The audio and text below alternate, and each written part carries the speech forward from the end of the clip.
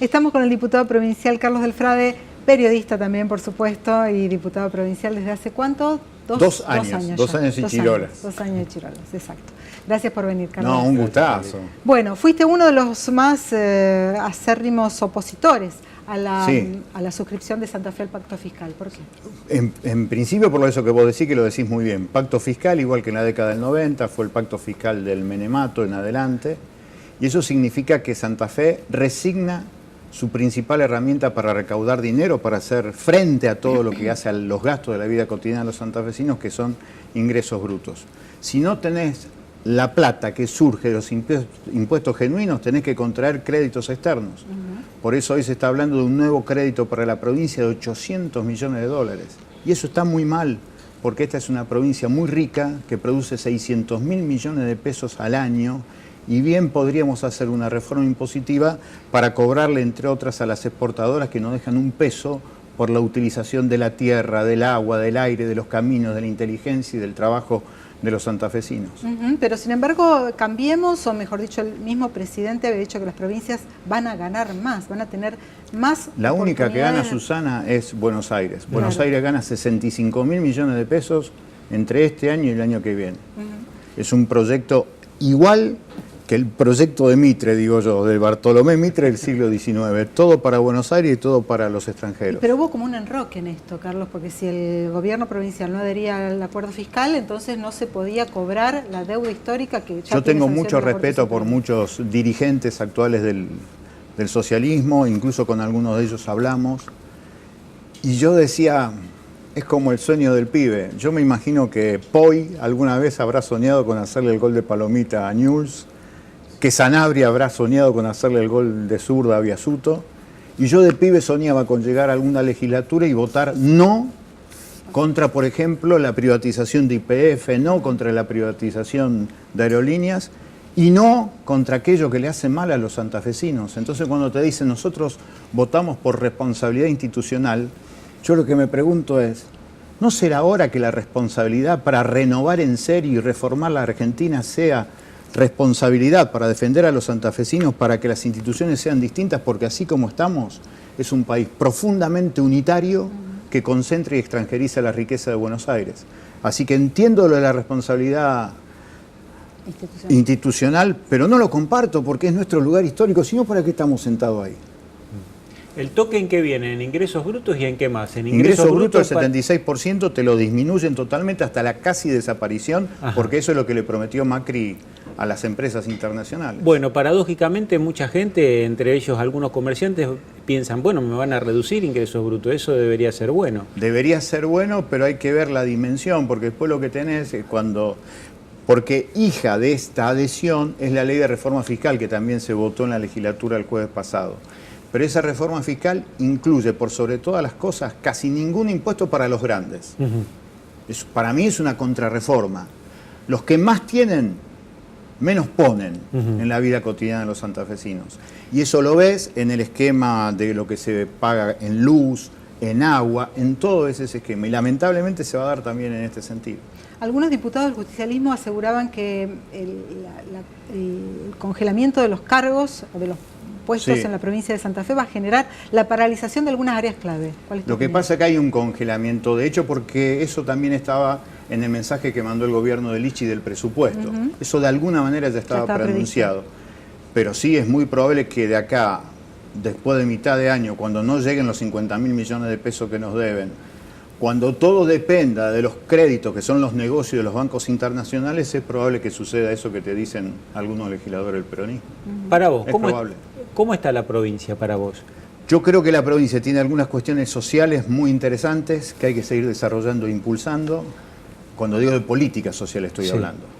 Pero después yo creo que lamentablemente el gobierno de Lischif es la continuidad del gobierno de Macri. Estoy convencido de eso. Por eso se lo sacaron de encima Contigiani.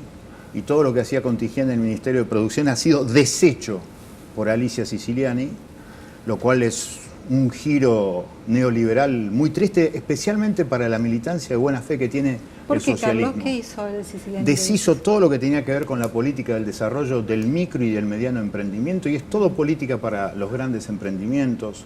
Sus tristes declaraciones sobre que no hay que prohibir las fumigaciones, que prohibir las fumigaciones atrasa, son realmente declaraciones muy tristes y que además va a contramano de lo que pasa en Europa, lo que pasa en el propio Estados Unidos, y además porque evidentemente ha sacado a todos los funcionarios que alguna vez tuvo que ver con esa actitud tan valiente, tan honesta, tan verdaderamente progresista que siempre tuvo Luis Contigiani. Así que a mí el cambio ese me da la sensación de lo que habíamos dicho. Era ministro, era diputado Contigiani porque la Bolsa de Comercio le exigió, la Bolsa de Comercio de Rosario le exigió a Lischy que lo sacaran a Contigiani. Así que lamentablemente el sesgo de la administración de Lischy es una cuestión más que pragmática, ya prácticamente neoliberal.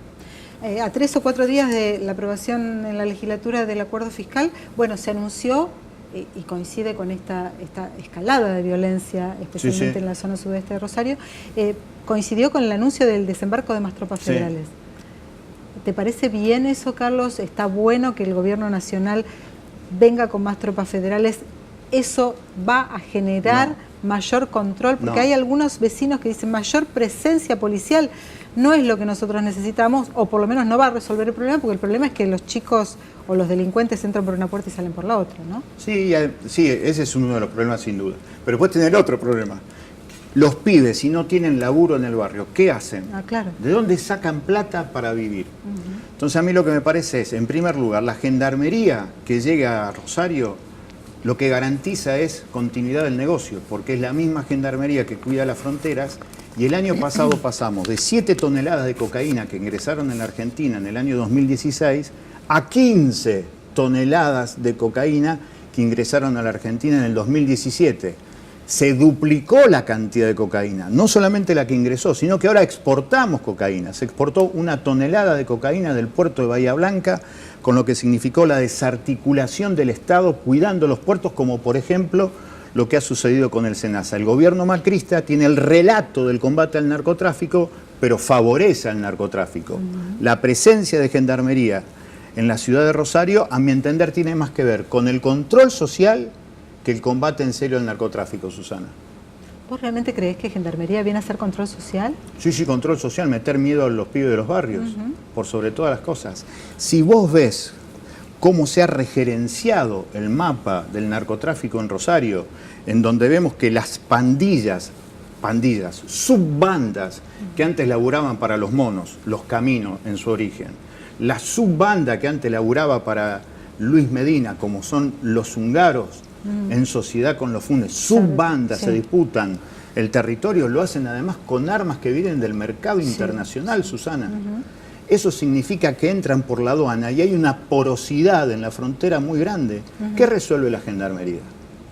El ministro Puyaro dijo que no es una guerra de narco. No, queda claro lo que dice. Yo entiendo además la dimensión.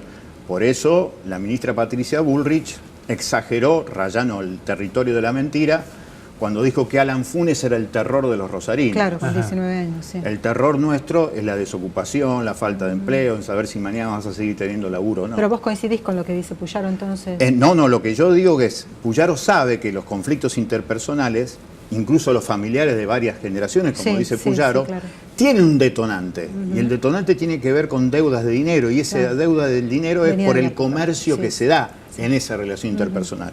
Yo lo que digo que lo que Puyaro quiere hacer es sacarla a Rosario del territorio de los grandes titulares de los diarios nacionales.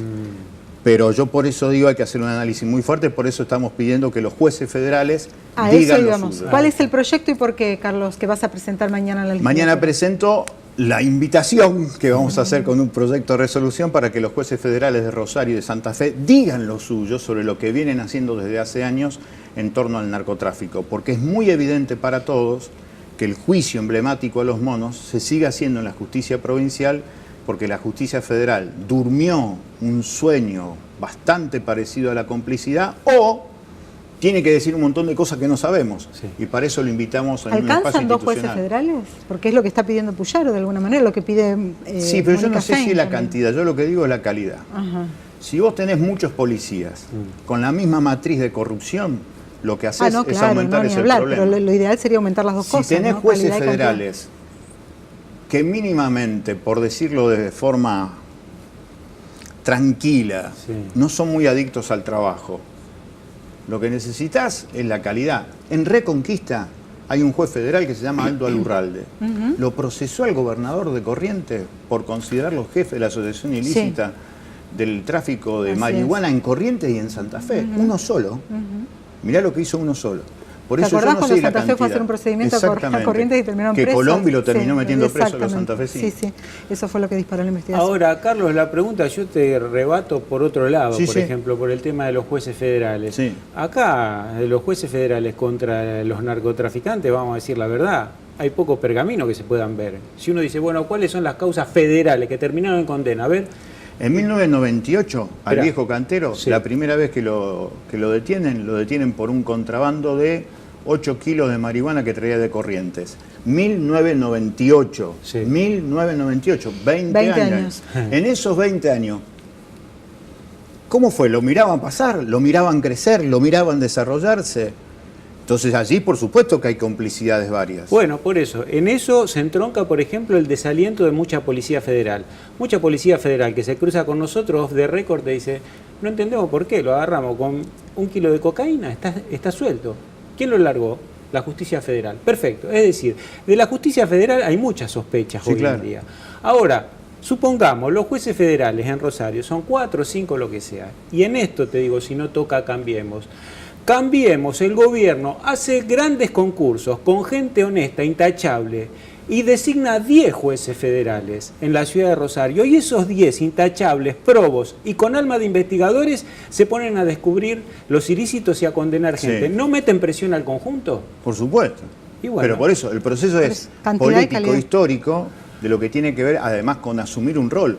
Por eso, basta de decir nosotros hablamos a través de los expedientes. Basta de esa pavada. Claro. Hay un momento histórico Claro. en donde necesitamos que se diga algo. Porque si vos no le pones palabras al porqué del dolor de la gente, el dolor se hace muy grande, se hace muy pesado. Está claro, Carlos. A ver, tanto la intendenta como el gobernador, como Puyaro, están pidiendo más participación de los jueces federales en el conflicto de la violencia y del narcotráfico en Rosario. Ahora, ¿la legislatura tiene jurisdicción para que los jueces federales Sí, porque- se allanen a ir a hablar con los legisladores? No tenemos la posibilidad de ordenarles Ahí ni de está. imponerles. Nosotros lo invitamos lo y por invitan. eso la sugerencia es que salga por amplio consenso en la legislatura para que se haga una invitación formal, porque aparte yo creo que hasta le hacen una gauchada, que digan institucionalmente su punto de vista, porque eso es lo que está faltando también, ese discurso institucional de la justicia federal, está faltando. Claro. ¿Y lo vas ¿Qué a opinan? tener el consenso? ¿Sale eso? Yo soy campeón mundial de derrotas, así que Pero de optimismo. de optimismo siempre, Aparte, totalmente. si sale la invitación, por ejemplo, son 50 diputados, Sí. después va a que lo aprueben los 19 senadores, no. Senadores No. es otro universo. Perfecto. Hay ciertos universos en los cuales... Pero con que se pongan de acuerdo los diputados. Los diputados alcanzan. Claro, los jueces Sí, pueden ir a sí, diputados a exactamente. explicar. Esa es la Bueno, idea. ojalá salga. Así Gracias es. por venir. No, gracias a ustedes.